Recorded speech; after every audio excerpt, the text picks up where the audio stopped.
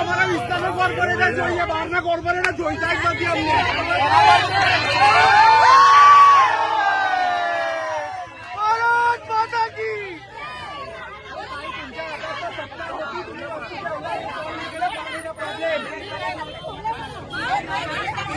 તમે દેખા ગણપતિમાં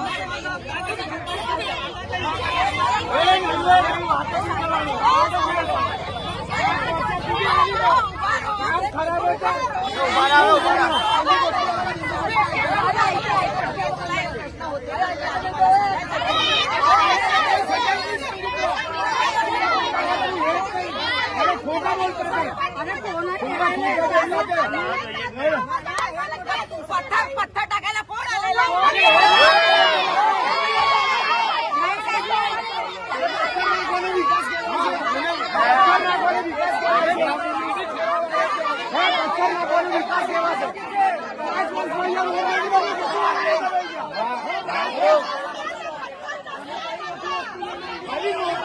घबराई गया.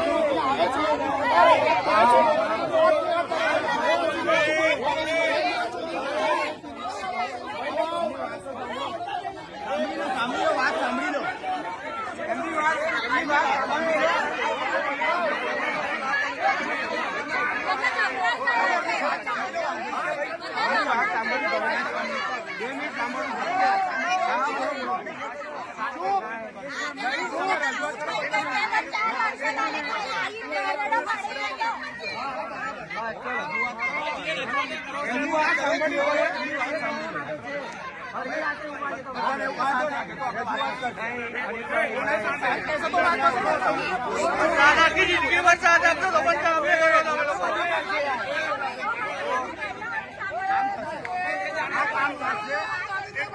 काम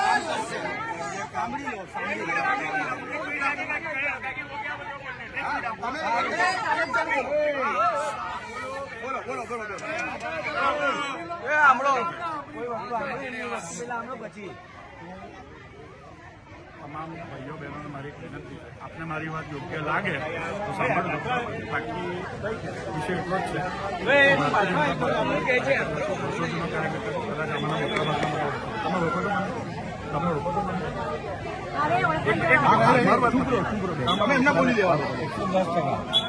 મને પાર્ટીએ પહેલી વાર કાઉન્સિલર તરીકે ઉમેદવારી કરવાની જરૂર હતી.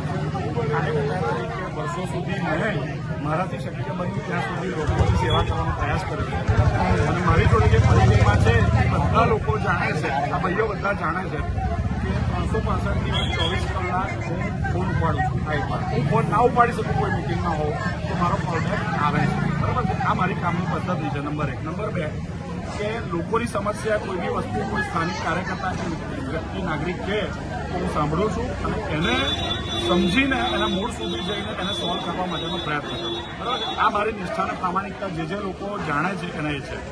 હવે જ્યારે ઘણી વાર કેવું હોય કે આ મારા માતા બહેનો જે પણ કંઈ કહી રહ્યા છે એમાં તમે સમજો કે આપણા ઘરમાં પણ ઘણી વાર ટ્યુબલાઇટ ઉડી જાય કે નળ લીકેજ થઈ જાય તો આપણે ઘરના મુખ્ય પુરુષને કહીએ કે ભાઈ પ્લમ્બરને કહી દેજે કે ઇલેક્ટ્રિશિયનને કહી દેજે તો ઘણી વાર એના મનમાં ખોટો ભાવ ન હોય પણ એવું થઈ જતું હોય.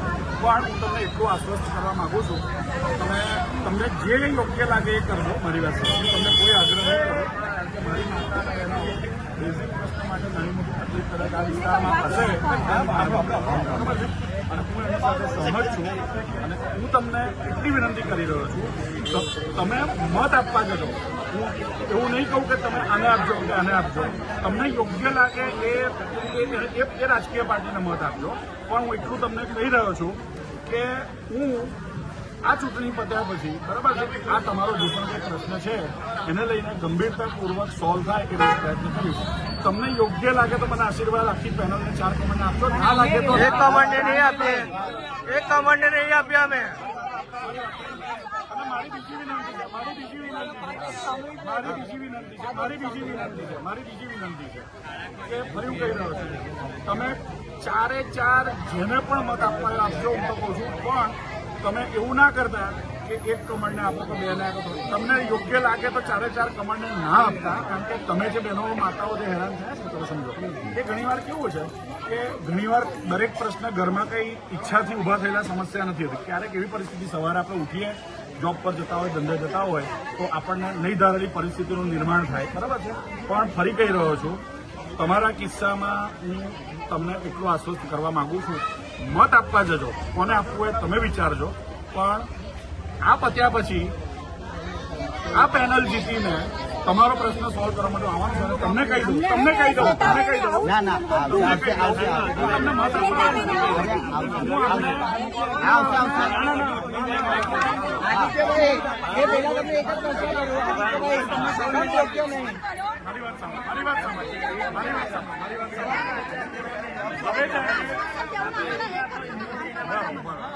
મારી તમને બહેનો માતાને ફરી વિનંતી છે, ભાઈઓને વિનંતી છે, ફરી કહી રહ્યો છું, તમને મતદાન કરવા જતો આટલો મારો આગ્રહ છે. તમને અધિકાર છે યાર, એ અધિકાર છે તો